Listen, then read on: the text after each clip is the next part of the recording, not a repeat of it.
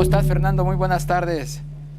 Querido Darío, muy bien, afortunadamente todo muy bien. Pues sí, efectivamente, como lo mencionabas, el índice que publica trimestralmente la Ciudad Hipotecaria Federal sobre el comportamiento del precio de la vivienda financiada con crédito hipotecario, que obviamente realiza un avalúo para poder transmitir la propiedad de este activo, nos da una sorpresa interesante. Primero, en términos generales, como estados, Baja California Sur, Quintana Roo, Sinaloa, Baja California, Guerrero, Nayarit, son los estados que más plusvalía tuvieron en términos generales. Y esto estás hablando de un 17.9 a un 15% de plusvalía. La Ciudad de México, que había tenido un 2022 bastante pues, pausado en términos de plusvalía, reflejó en este primer trimestre una plusvalía del 13.1%. Entonces, si nosotros empezamos a analizar los municipios en particular, La Paz, Los Cabos, Benito Juárez, como mencionabas, Culiacán, Solidaridad, Mazatlán, Tijuana, Tepic, Acapulco y Mexicali, e incluso Bahía de Banderas, vemos que la mayoría de estos destinos tienen dos características principales. Una, son destinos vacacionales.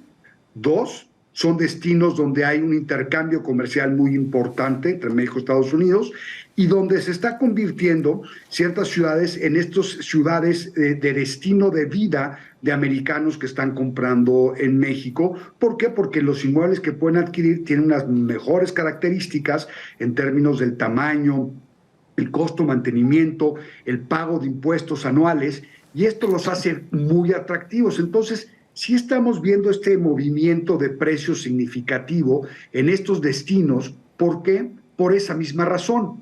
Curiosamente, cuando analizas los municipios, el primer municipio en la Ciudad de México en aparecer, no vas a creer cuál es Iztapalapa, será una alcaldía, no es un municipio, pero a efectos prácticos es lo mismo, ¿no? Es una alcaldía y esa alcaldía es Iztapalapa. ¿Qué sucede con Iztapalapa? Pues que realmente los precios de la vivienda se han venido incrementando. ¿Por qué? Porque hay una carencia, un déficit muy importante de vivienda en la Ciudad de México, mi querido Darío, y eso ha venido impulsando la apreciación de los precios.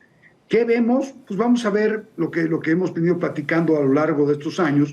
Es un incremento constante del precio de la vivienda en términos generales, siempre y cuando no sea un elefante blanco o una vivienda inapropiada. Estas viviendas que no tienen o no reúnen las características esenciales para ser financiables, que son viviendas que no están en comercio, es decir, que no tienen escrituras, que no pueden transmitirse legalmente la propiedad en una forma que genere patrimonio, que genere certidumbre. Entonces, México, a pesar de lo que estamos viendo a nivel mundial, a pesar de que las tasas de interés, repito, han sido incrementadas marginalmente por los bancos porque lo han hecho de manera muy responsable, aunque han reducido su margen de utilidad, han mantenido el negocio. Y eso es importante destacarlo porque la banca con la tasa que tiene de morosidad menor al 2.8%, pues siguen estando incentivadas a prestar. Es más, ya hay bancos que se anticiparon al movimiento de las tasas, se anticiparon a Banco de México, donde ya no va a incrementar la tasa de referencia y donde yo estimo más que esperar, estimo que para finales de este año vamos a empezar a ver ya una reducción de la tasa de referencia de Banco de México. Los bancos han venido bajando y van a empezar a bajar más las tasas de crédito hipotecario, lo cual va a incentivar el mercado. Ahora, importante destacar lo que te decía hace unos momentos.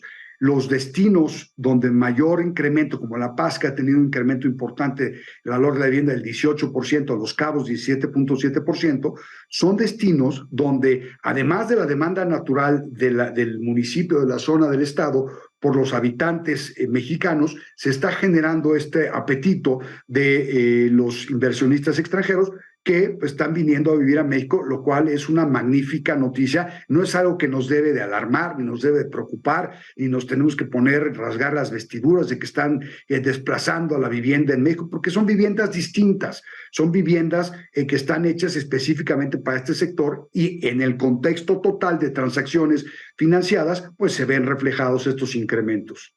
Me llama la atención en La Paz, Los Cabos y Cancún, destinos pues que no son muy accesibles en términos del costo de la vida, ¿no?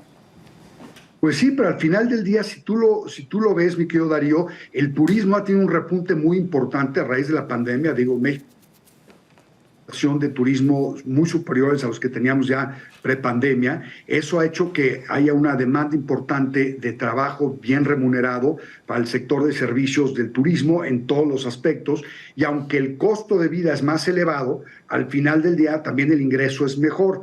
Entonces, tienes que empezar a verlo muy a detalle, cómo se están moviendo las cosas, pero afortunadamente, aunque, repito, hay un déficit de vivienda brutal en el país, porque se deben de construir por lo menos 800,000 viviendas al año para satisfacer las demandas demográficas del país.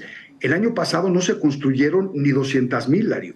Entonces seguimos incrementando este déficit, y al incrementar este déficit de vivienda, por ejemplo, tengo un caso muy concreto.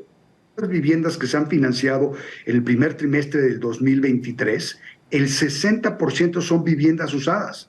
Es decir, es un número muy significativo de transacciones de viviendas usadas versus viviendas nuevas.